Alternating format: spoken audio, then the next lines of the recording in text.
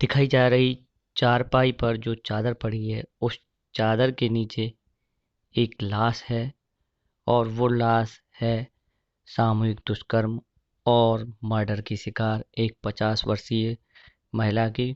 बदायूं में सहायिका आंगनवाड़ी के रूप में कार्य करने वाली एक महिला रविवार को 3 जनवरी को शाम को मंदिर में गई पूजा के लिए, पर लौट के ना आई।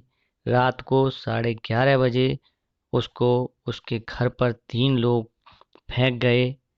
जब उसके बच्चे ने इस मामले के बारे में बताया कि मेरी माँ सहायिका आंगनबाड़ी का कार्य करती है और वह शाम को मंदिर में पूजा के लिए गई थी, तो वहाँ पर वहाँ के पुजारी और 2 लोगों ने के साथ सामूहिक दुष्कर्म किया और उसके बाद उसका मर्डर करके वह यहाँ फेंक गए। जब वह यहाँ फेंक गए थे तो वो मर चुकी थी। इस मामले को लेकर उत्तर प्रदेश के बदायूं में बहुत ही हंगामा मचा हुआ है। इससे पहले सन 2012 में 16 दिसंबर को निर्भया मामला हुआ था दिल्ली में, और उसके जो दोषी थे 4 को उनको फांसी हो गई थी 20 मार्च 2020 को। यानी कि उनकी फांसी के अभी 1 साल भी नहीं गुजरे हैं कि यह निर्भया 2 भी सामने आ गया है। 50 वर्षीय महिला का सामूहिक दुष्कर्म और बिल्कुल सेम जो पोजीशन है, जो सामूहिक दुष्कर्म की जो प्रक्रिया है वह इसमें अपनाई गई है। इसमें भी महिला के प्राइवेट पार्ट में रॉड चिरकर उसके जो प्राइवेट पार्ट हैं उनको रौंद दिया गया और उसका मर्डर कर दिया गया। तो इसको लेकर के उनके बेटे ने और यूपी के एडीजी लॉ एंड ऑर्डर और इसकी जांच कर रहे एडीजी जॉन बरेली और डीएम वहाँ के एसएसपी ने क्या कहा, आइए देखते हैं। हमारी माँ शाम को यहाँ से निकली वहाँ मंदिर पर गई थी। ये बोल के गई मैं जा रही हूँ पूजा करने। फिर रात को 3 लोग आए थे, गाड़ी में डाल के आए, हमारे यहाँ दरवाजे पे डाल के चले गए। हमने देख कौन कौन लोग थे वो, कौन बाबा था एक, उसका नाम सत्यनारायण और वेदराम, और वो गाड़ी लेके आए वो जसपाल। फिर हमने देखा तो हमारी माँ मरी हुई थी, शरीर से खून बह रहा था, तन पे कोई कपड़ा नहीं था। फिर हमने सुबह को हम थाना गए, पुलिस ने कोई सुना ही नहीं। 2 बार गए, पुलिस ने ये बोल दिया कि अभी कोई सुविधा नहीं, फिर आना। फिर हमने 112 पे कॉल किया, फिर पुलिस तुरंत आई। कितने बजे आपने कॉल किया 112 के लिए? ऐसे किया 2-3 बजे किया। अब आप क्या चाहते हैं? आप मुजरिमों को सज़ा मिलनी चाहिए, जिन्होंने ये कुछ किया उन्हें सज़ा मिलनी चाहिए, इंसाफ चाहते हैं हम। आपकी माँ जो थी किस पद पर तैनात थी? आंगनवाड़ी सहायिका थी और बीएलओ का भी काम करती थी। वे खच्चा चला रही थी, घर का सब जो कुछ कर रही घर का वो ही कर रही थी। अभियुक्तों में से 2 अभियुक्तों की गिरफ्तारी हो चुकी है। एक मुख्य अभियुक्त अभी फरार है, जिस पे कि इनाम घोषित किया जा चुका है।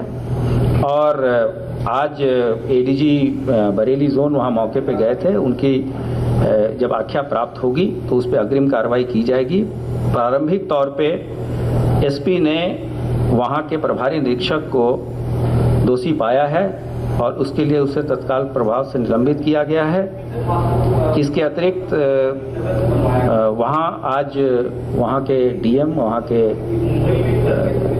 एसपी और सीएमओ ने स्वयं विस्तृत प्रेस वार्ता की है, जिसमें उन्होंने पूरे घटना और जो चोटें महिला को आई हैं उस संबंध में सबको अवगत कराया है। जनपद बदायूं के उगैती थाना क्षेत्र में एक सामूहिक बलात्कार और मर्डर का मुकदमा 5 तारीख को पंजीकृत हुआ है। आज 6 तारीख को मेरे द्वारा घटनास्थल का निरीक्षण किया गया और परिवारजनों के गांव में जाकर के उनसे बातचीत की गई। इस मुकदमे में 3 नामजद अभियुक्त हैं। बदायूं पुलिस ने 2 की गिरफ्तारी कर ली है और 1 की गिरफ्तारी के लिए 50,000 रुपये का इनाम घोषित किया चुका है और 4 टीमें वरिष्ठ अधिकारियों के नेतृत्व में बना करके सभी संभावित स्थानों पर दबिश दी जा रही है और शीघ्र उसकी गिरफ्तारी कर ली जाएगी और पूछताछ के बाद पूरे केस का सफल अनावरण किया जाएगा। ये इम्पॉर्टेंट केस है, पूरे जोन का सर्वोच्च प्राथमिकता का केस है इस समय और पूरे जनपद के सर्वोच्च प्राथमिकता का केस है। तो इसमें हम लोग टॉप मोस्ट प्रायोरिटी पे लेकर के इसको गिरफ्तारी करने का भरसक प्रयास कर रहे हैं। ये उभैती थाने का प्रकरण है जिसमें कि एक रेप के बाद हत्या का प्रकरण सामने आया है। इसमें स्थानीय थाना स्तर से भी कुछ लापरवाही ये हुई कि शिकायत आने से पहले तत्काल उसको संज्ञान में नहीं लिया गया और शिकायत आने के बाद भी थोड़ा डिले किया गया।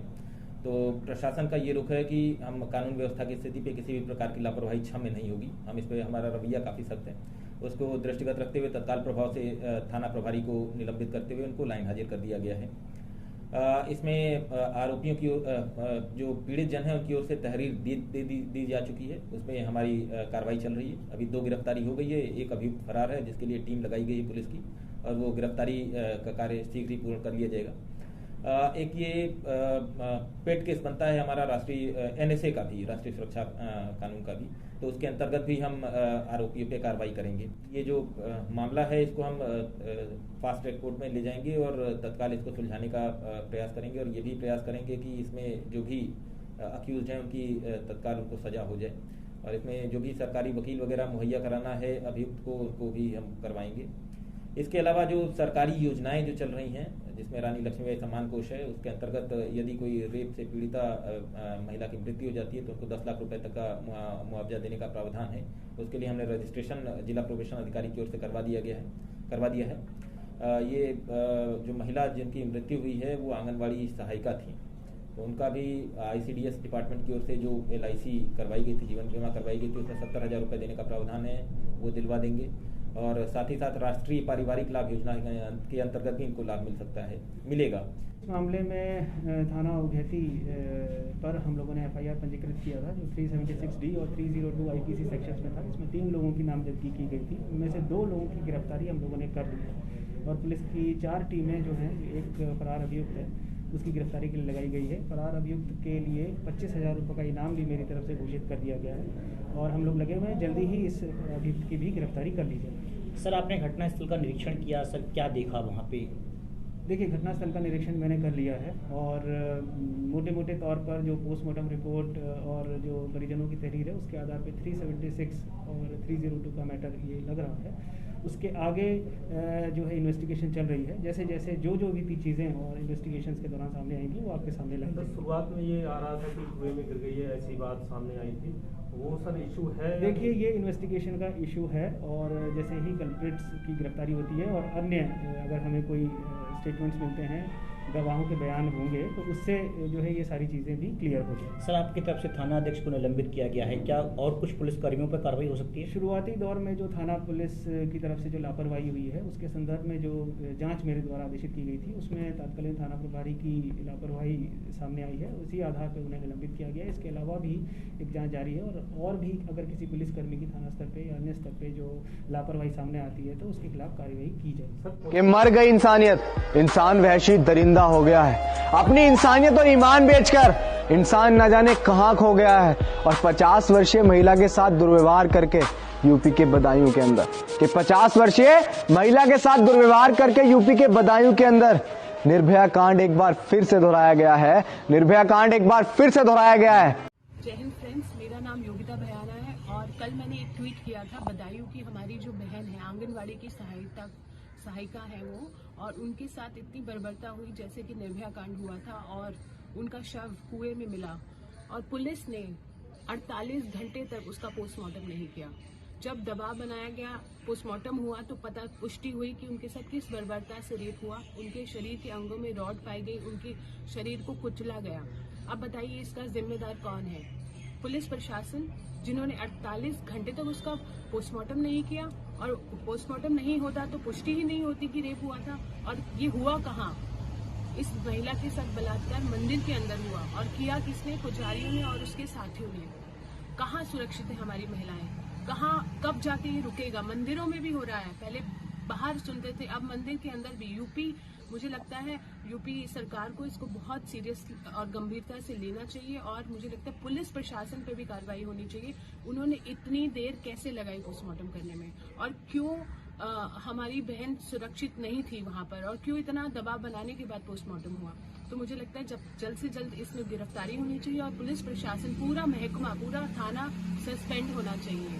देखो पढ़ी लिखी ना, हम यहाँ उगहती गए 2 बार गए, हम पहले भी गए फिर भी गए, हमारी सुनी ना, फिर दोबारा से गए। हमने दोबारा गए, हाथ जोड़े पैरन में पड़े उनके में, हमने ये कही उनसे कुछ ना कर रहे हैं, तुम बोल रहे हैं कि इसकी क्रियाक्रम, इनकी मिट्टी खराब जाएगी, चीर फाड़ होगी, इसको चाना वगैरह का फूक दो, उनको जला दो, इन्हें क्रियाक्रम कर दो।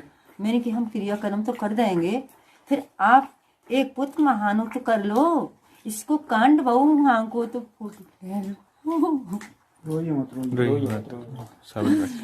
इसकी लड़की की इतनी चोट आई है, उसको तो महानो कर।